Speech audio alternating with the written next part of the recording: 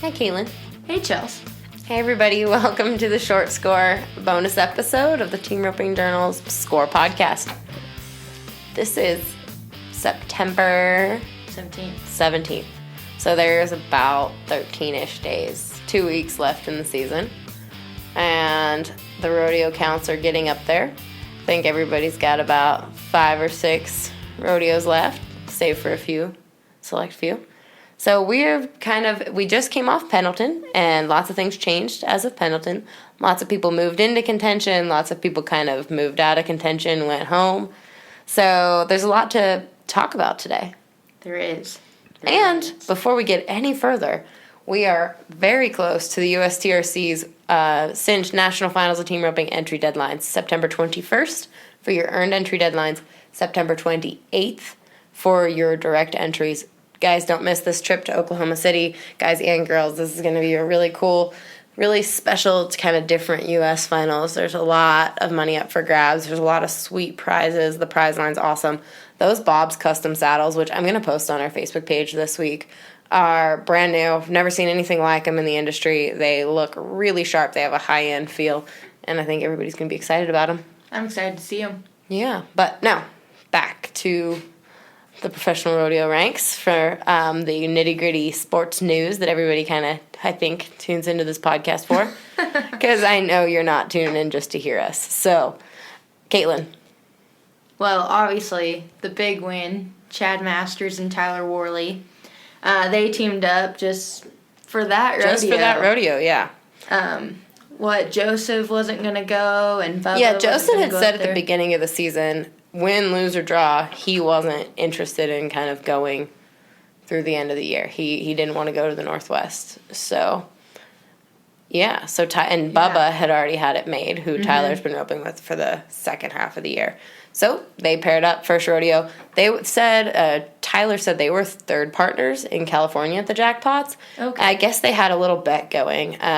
Tyler and Chad had said the first big check they won together in California, Tyler was going to get to give Chad a haircut. Oh, jeez. And they didn't win a dime. Tyler said that there was just too much pressure with that opportunity on the table, and they couldn't win anything, just knowing he could get to take some clippers to Chad's hair.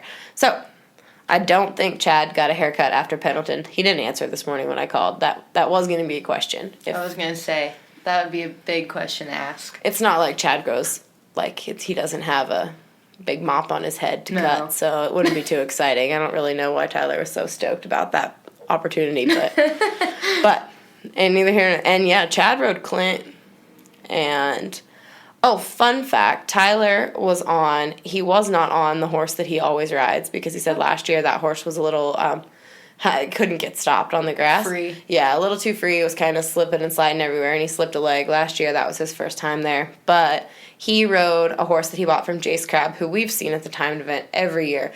Jace rode that horse, I think they call him Brazos, for the Brazos River. And that horse has helped Jess Tierney and Paul David Tierney, at the very least, win the timed event.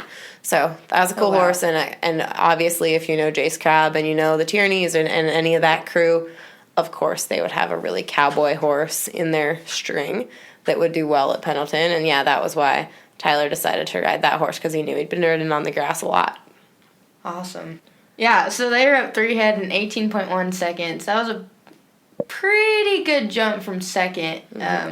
Which second was Lane Ivy and Buddy Hawkins. They're back roping together, and they roped in 19.6 seconds to take second at Pendleton. And I was surprised when I checked the standings. That bumped them right up to 15th, yeah.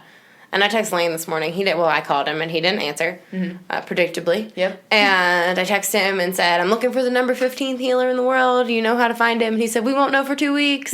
And I reminded Lane that if in professional sports and, say, football, nobody paid attention until the playoffs, that would be boring. So we have to kind of talk to everybody. I said, I want to know who you were starting QB this week, Lane. It's important. So anyways, yes, they still have some rodeos left, and they're kind of hitting them hard. So I'm glad to see those two. They win a lot together. So. They do. I'm glad to see them back together. In other news, rookie Jeff Flanagan and Jake Miner, they won Othello, Washington, and they roped in 5.9 seconds. So that added some money to their earnings.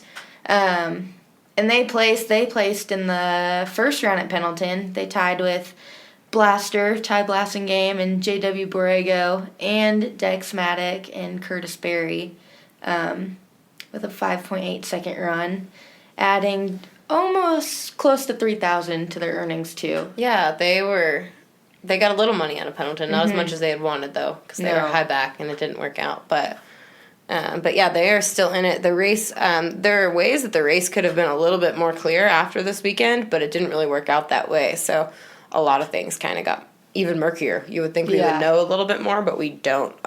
Teams that, are in it or not. Are not, yeah. The last 5 to 10, from 15 to 25, even further, are kind of confusing right now as far as what's going to happen.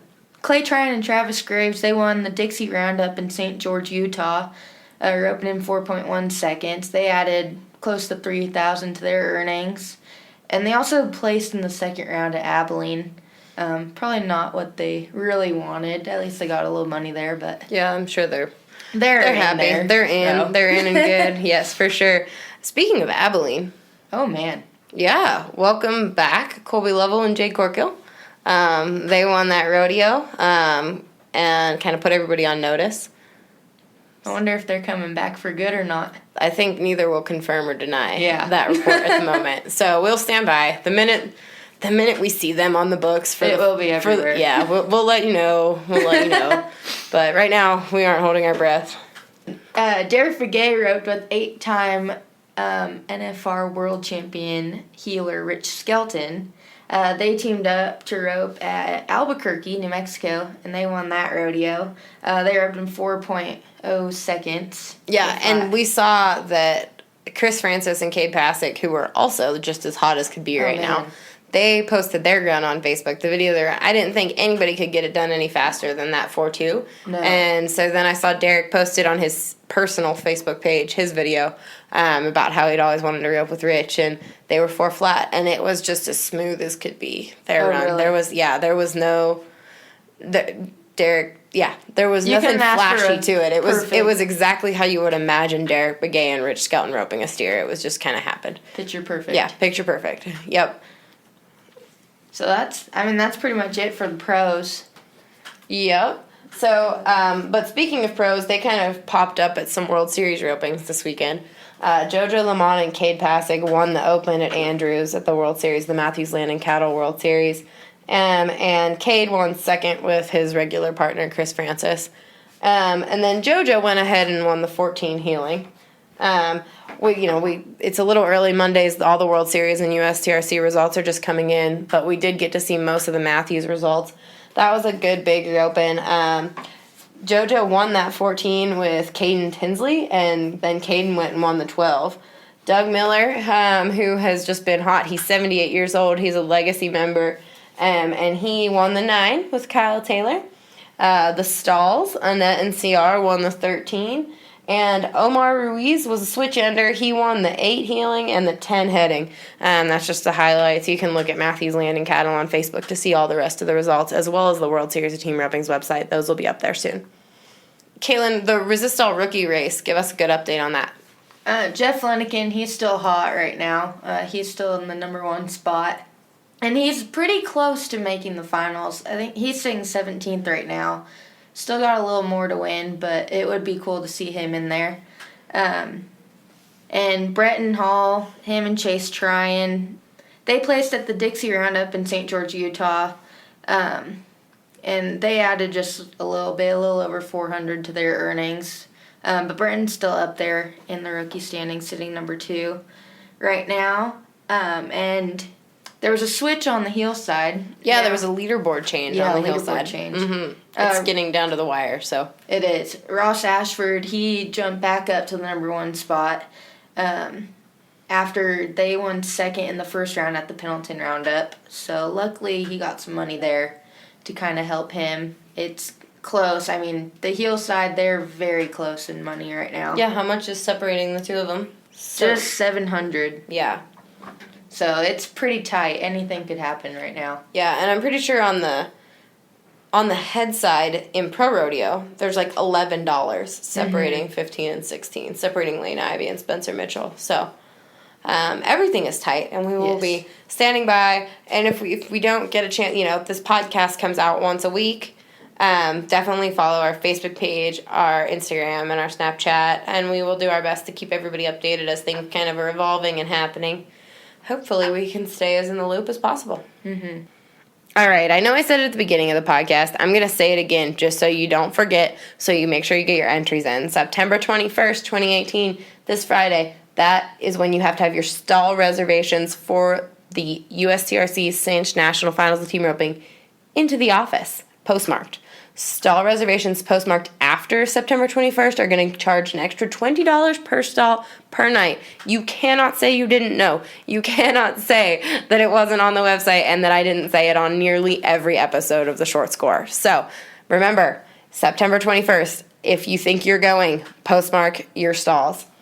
And now your entry deadlines. Discounted earned entries must be postmarked by September 21st, which is this Friday, September 21st. Your direct entries must be postmarked by September 28th. That's next Friday. Earned entries mailed after September 21st are considered direct entries and must pay the direct entry fee. All entries postmarked after September 28th are considered penalty entries and must pay the penalty entry fee. Entries must be received no later than October 5th. Entries received after that time will not be in the draw, and if accepted, will be A teams and the first two rope. If you have any questions about anything that is going on with the USTRC or the World Series of Team Roping, I encourage you to call the Albuquerque office. They have people there that can answer all the questions that you might need if you're curious about any of that. Also, there are videos that explain every detail of the US Finals on the USTRC.com. You want to hear from Ben Clements, you want to hear from Lori Merritt, Carl Stressman, Walt Eddy, John Johnson. They are all on USTRC.com. So if you've got any questions, check that out. And we look forward to hearing from you all just as soon as you can. Leave us a review, leave us a rating on iTunes, SoundCloud, or Stitcher, and share this podcast with your friends. Hey, Caitlin, have a good night. You too. Thanks.